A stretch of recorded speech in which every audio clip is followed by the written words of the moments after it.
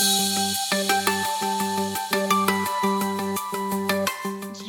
are a journalist for the Polish newspaper Gazeta Wyborcza since 2007, so for 15 years or so now. Some of us, the older people amongst us, probably know Gazeta Wyborcza as having been founded in 1989, I believe, as the first. Just before the collapse of the communism, exactly. Right. And for us in Western Europe, or me coming from Western Germany, it was the first the Polish daily newspaper after the transformation, and Adam Michnik as its first editor-in-chief, as a very symbolic liberal thinker. He's still the chief editor. Mm-hmm. And you are a journalist for Gazeta Wyborcza. And if I understand correctly, you specialize on social issues, on migration, on the LGBTIQ community and LGBTIQ phobia. And in 2013, you won the Mediatory Award for an article you wrote about the LGBTIQ community in Uganda. Mm-hmm. That's true. And thank you for joining us. And I'm going to ask you to maybe give us a quick overview of the situation regarding the freedom of press in Poland today. Not necessarily fake news and spreading of fake news, but freedom of press.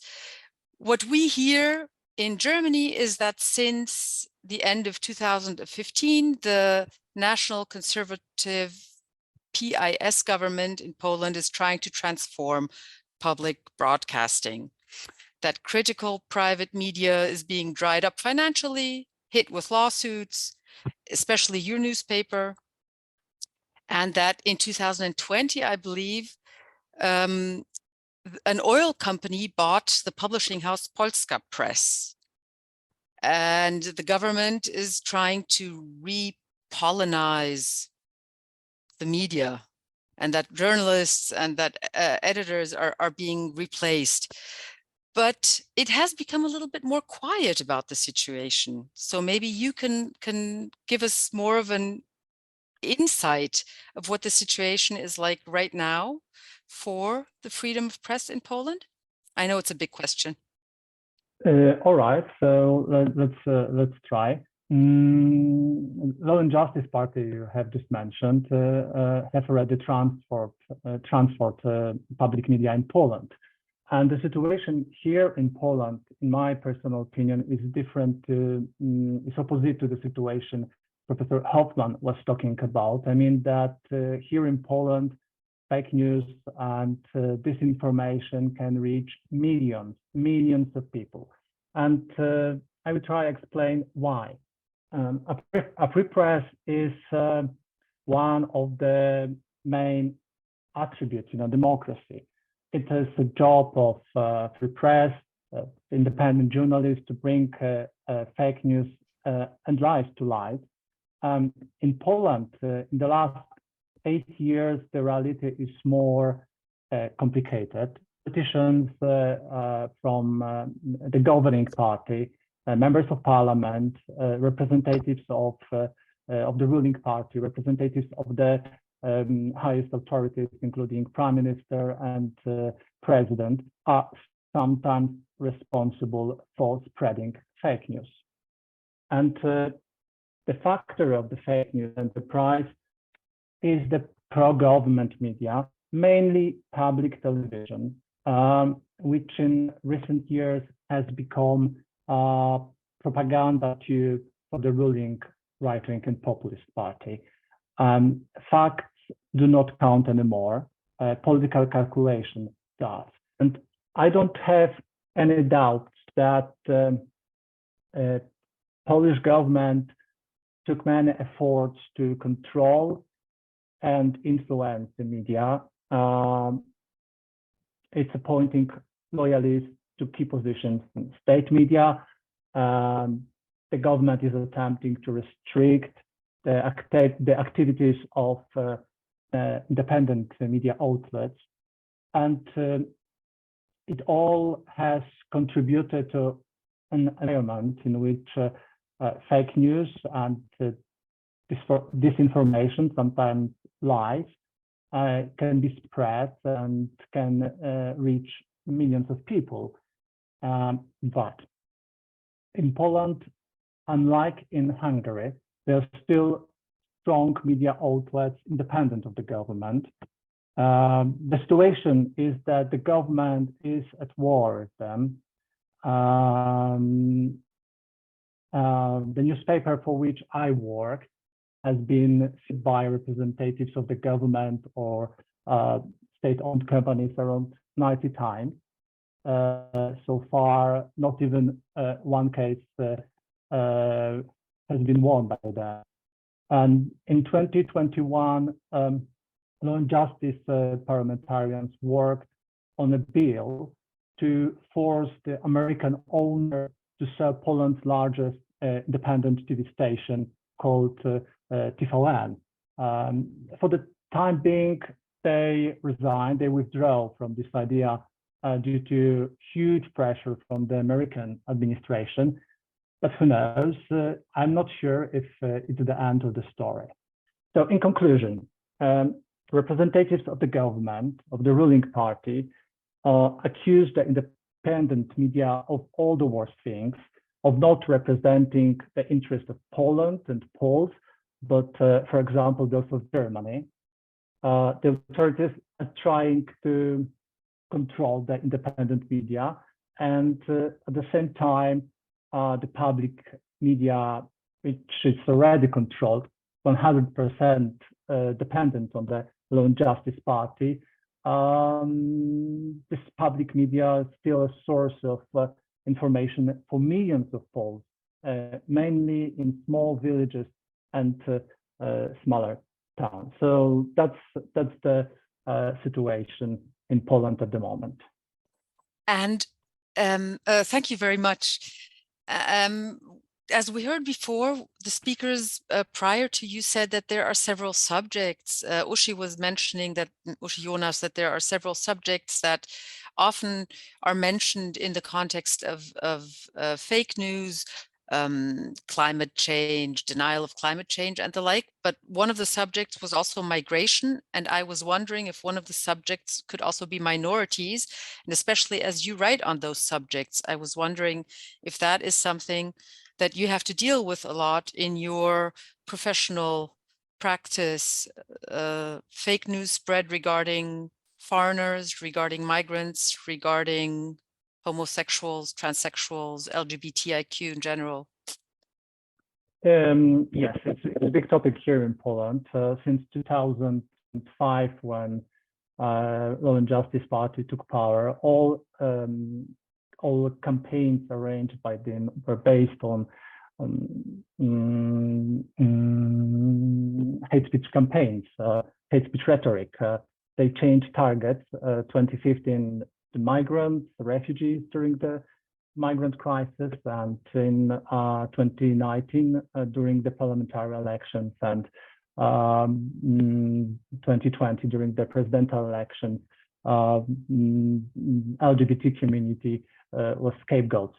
In Poland, public media coverage of events related to these issues depends not the circulation of information, but on the political agenda of the ruling party. And it is the party, de facto leader of the party, Jarosław Kaczyński, who decides what is news, and public television becomes just a transmission belt. And I would like to focus on two examples. In February 2022, just dozen days before Russia's invasion of Ukraine, state-owned energy companies financed a huge anti-EU campaign, and hundreds of billboards were hung in cities across Poland with the slogan that the European Union's climate policy was responsible for rising electricity prices. And I remember the main slogan of the campaign. It was the European Union's climate charge is as much as 60% of the cost of energy production. And the experts warned that this campaign was a manipulation. The CO2 emissions is just over 20% of the energy bill in Poland. And the fear is related to the fact that Poland has the oldest power plants in Europe, and it is dependent on coal. But as I mentioned before, facts do not count. Political calculation counts. And at the same time, the public media have joined the anti-EU campaign as if on cue. They simply became the government's transmission belt. And that's the reality, that the public media, they repeat the voices of government, of prime minister, other ministers. The public media often portray the European Union as something alien, as an institution that tries to impose something on Poland by blackmailing it, withholding European funds. And in my personal opinion, European funds for European values. If we are a member of the European Union, it means that we are obliged to European values. And if we do not respect these values, we should not get any funds. It's simple and clear.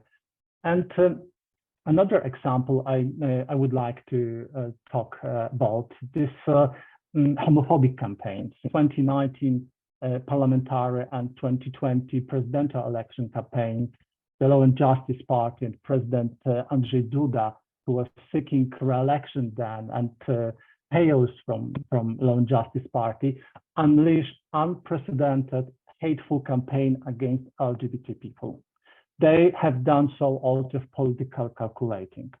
LGBT people have become scapegoats in election campaigns, and the same. What happened with the migrants in 2015? The public media have joined this campaign based on fierce and homophobic rhetoric. They lied that Europeans wanted to impose LGBT ideology in Poland, that it was a threat to the nation, a threat to the family, a threat to the Christian values. They lied about no-go zones in Sweden, where Sharia law is implemented. It was in 2015. They lied that according to World Health Organization guidelines, Polish children are to be taught to bathe in kindergartens. And Polish President Andrzej Duda said in an election rally that LGBT is not people, it's an ideology, and pro-government public television must produce homophobic or Islamophobic materials, sometimes equating LGBT people with pedophiles and refugees with invaders or rapists. This was based on fake news. And I'm talking mainly about public television, but this doesn't apply only to public media. Some private right-wing media are de facto government media dependent on the advertising from state companies. And as you mentioned, one company was even bought by a state-owned oil giant called Orlen. And a good example of pro-government propaganda is Gazeta Polska, Polish Gazette, which attached to its edition a few years ago homophobic stickers with the slogan LGBT free zone. It's mainly public media that can be reached by millions, but not only public media. Yeah, thank you very much for this very sobering description of the reality that you're going through in Poland. Oliver had mentioned in his first intervention that the situation in Poland was not quite at the point that the Hungarian situation is like, but that it is moving in that direction. And what you describe is very, very worrisome. I would nonetheless like to ask you because there is independent media that is not state-run, that is not company-run in a direction where it is trying to convince the public of the state ideology, but trying to bring news to the people. What do you have any hope? I mean, I suppose you do because you're still working in this area, but how do you keep your motivation, and what is your hope for the future development? Of course, I do hope, and I know how tough the situation is. To be honest, in this reality, the fight against fake news is difficult because often this fake news, it's not just conspiracy theories of some marginal groups, but the product of the government and the product of mainstream media and mainstream politicians. So public television fake news can reach millions of viewers, and with the president saying that LGBT is an ideology, people just believe it. And don't forget that both campaigns in 2019 and 2020, based on this homophobic rhetoric, were won by peace or the party-backed candidate. As I said before, as you mentioned, Poland is not Hungary yet, but we are approaching the boundary between a democratic and an authoritarian country. Whether we cross that very thin line depends on the outcome of the parliamentary elections that will be held in the autumn. And nobody knows what the outcome will be. What can independent journalists do? Independent media, including Gazeta Wyborcza, TVN, control the authorities. And that's what we are doing, because we still can do that, despite the government's attempts to silence the media.